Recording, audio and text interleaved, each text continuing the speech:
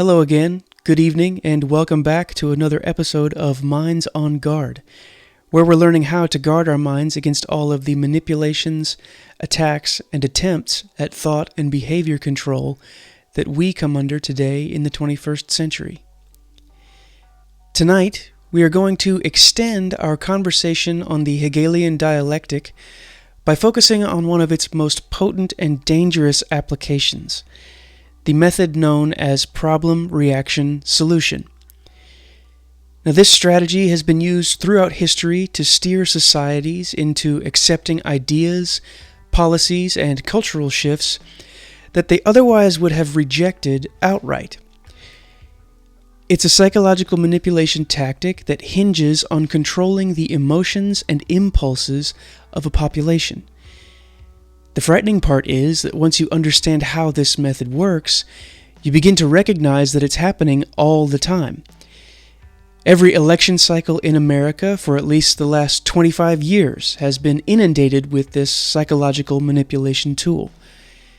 It has been used to devastating and long-lasting effect throughout the last 100 years, leading to wars, financial collapse, cultural upheaval, not to mention the advertising industry thrives on it. This video will break the concept down into 3 parts, which we will use to build out in later videos. The first part is that we will explore the origins of problem-reaction-solution and provide historical examples from the late 19th and early 20th century. Next, we will look at how this method interacts with the manipulation of the Overton window, a tool that determines what society views as acceptable and normal. And then last, we will tie it all together by looking at some of the insights of Soviet defector Yuri Bezmenov, who warned the Western world in the 1980s about the long-term psychological subversion that this method enables. What I hope to demonstrate tonight is that this formula, while appearing simple on the surface, has been carefully weaponized to drive us into submission, to weaken our ability to think rationally, and to shape our worldview in ways that keep us blind to manipulation. So let's begin.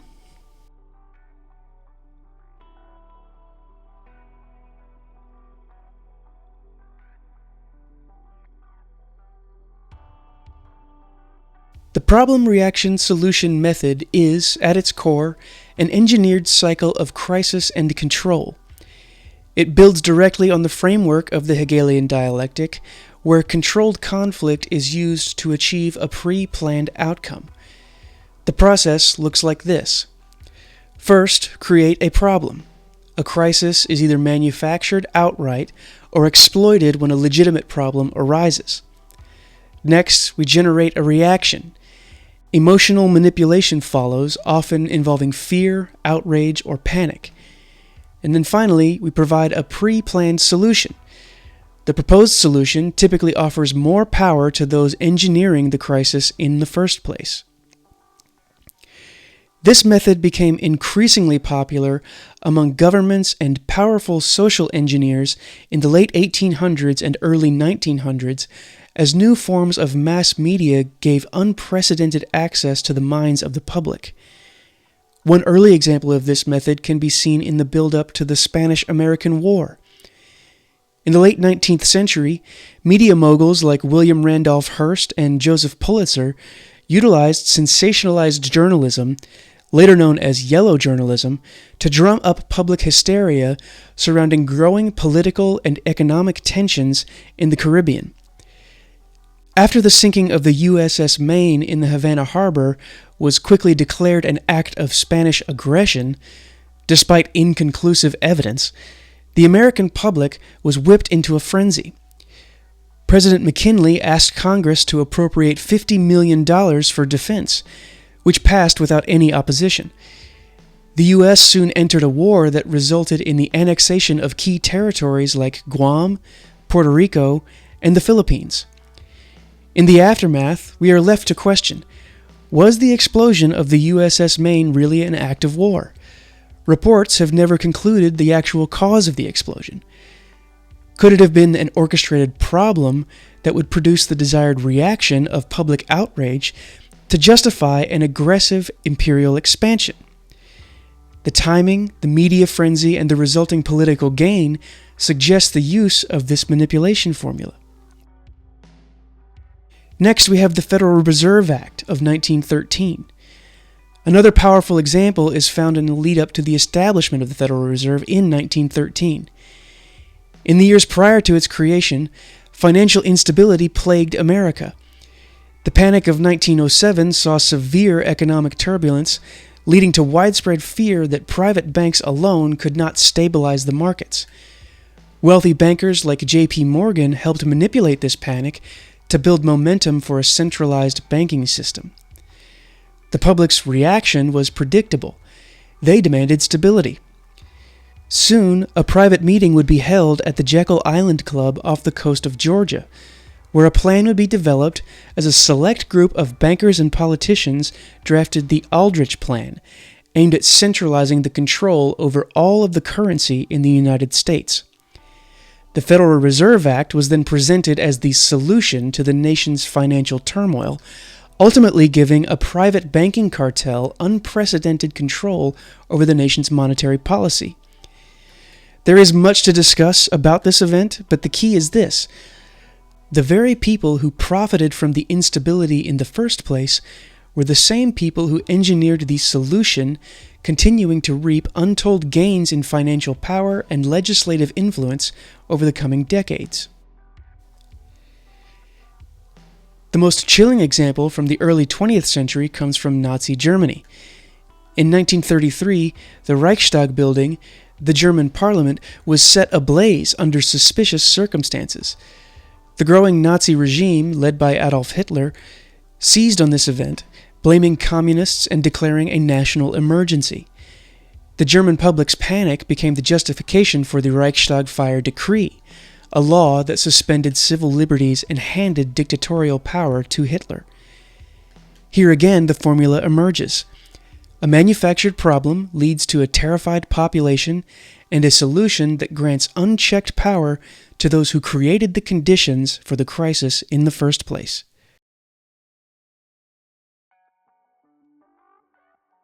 The Overton window is another psychological tool that works alongside the problem-reaction-solution framework. The Overton window refers to the range of ideas and policies that society considers acceptable. Imagine a mental frame that represents what the public is willing to tolerate. Concepts that fall outside the window are seen as extreme, while those inside are viewed as reasonable. The problem-reaction-solution method manipulates this window by manufacturing crises that shift the boundaries of what society sees as acceptable. Consider this. A problem is introduced that shocks society. The emotional reaction creates an urgent demand for change. The solution appears moderate by comparison to the crisis that has gripped society, even if it would have seemed extreme just weeks or months prior. By this method, policies that once seemed impossible become normalized. We can return to the Patriot Act of 2001. In the aftermath of the September 11th attacks, the United States was thrown into an emotional panic. The horrific attacks generated unprecedented fear, anger, and anxiety. In this climate, the Patriot Act was passed, dramatically expanding government surveillance powers under the guise of national security. What had previously been unthinkable, warrantless wiretaps, indefinite detention, and non-stop data collection on every citizen, suddenly became not only acceptable, but demanded by a terrified public. The Overton window had been shifted, and the new normal was a society far more willing to trade liberty for perceived safety. The concept of the Overton window is one that we should be keeping in mind as we go through the major events and changes in the political and cultural climate of today. We need to ask ourselves, what are we turning a blind eye to and accepting as normal that we would have thought to be completely outrageous and unacceptable in the very recent past?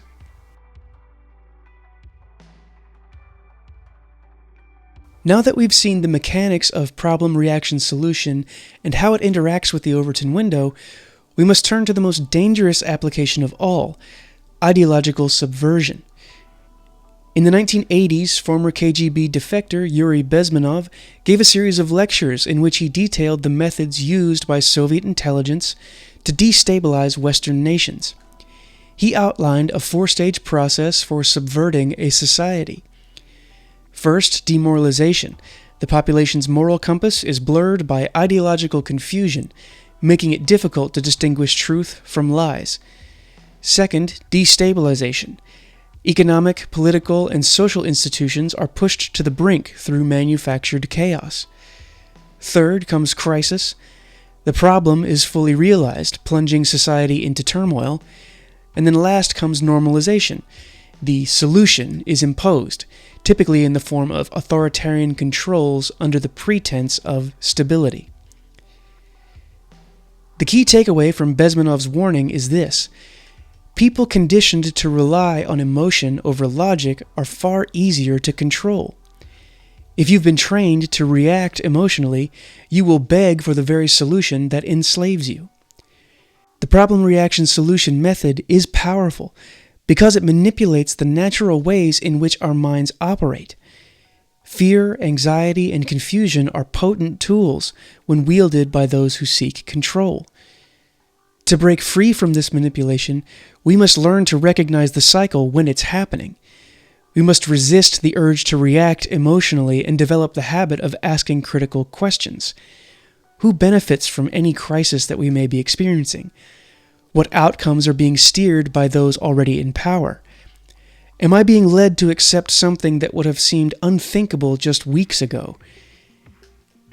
In the coming videos, we will examine specific events and changes over the last century and start to apply these concepts to see what we can learn about the ways that the powerful have exploited real and manufactured crises in order to gain even more power, control, and influence over our lives.